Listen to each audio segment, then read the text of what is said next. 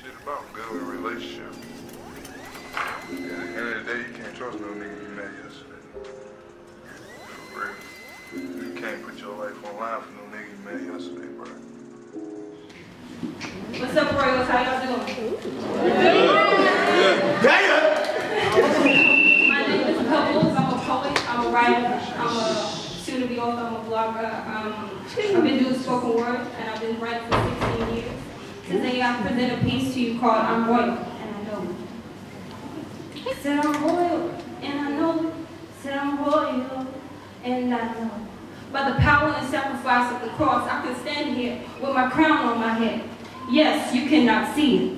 The type of status I hold is one which brings me eternal gladness, while I might be in a state of momentary sadness. Knowing fully well that it's by his stripes that I was healed of every single infirmity, and it is by him that I have my being.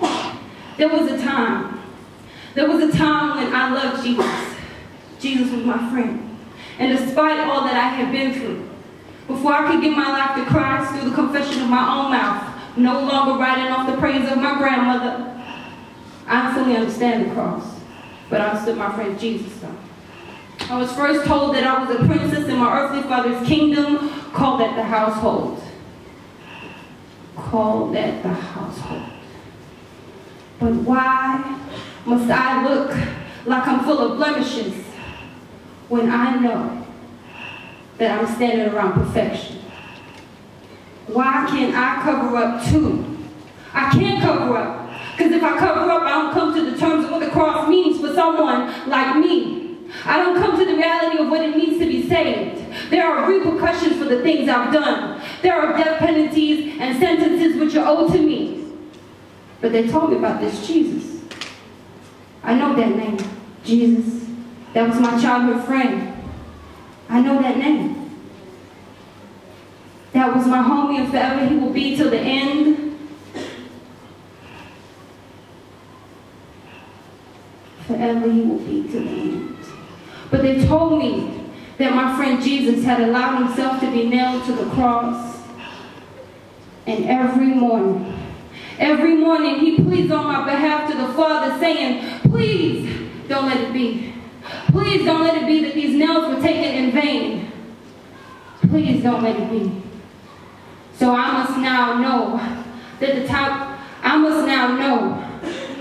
there's nothing that can ever have my crown taken away from me. There is nothing that man can do to try and threaten me. No matter what man says he can do to me, it's all right.